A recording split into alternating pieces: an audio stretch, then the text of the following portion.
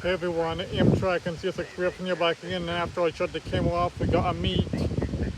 This is probably the one, maybe was the female engineer, I think that I heard on the radio or something. I think it's called M162 or something, or something like that.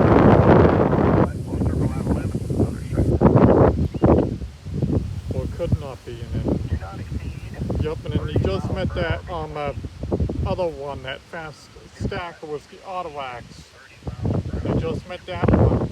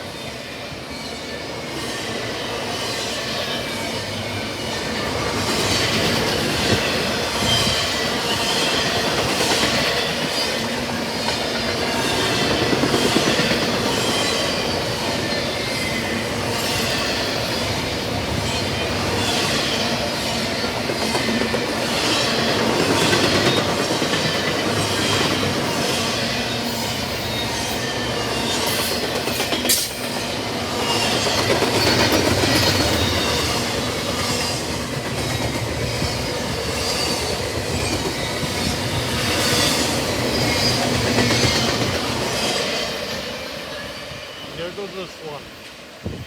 This is probably maybe I-104 or something. I think.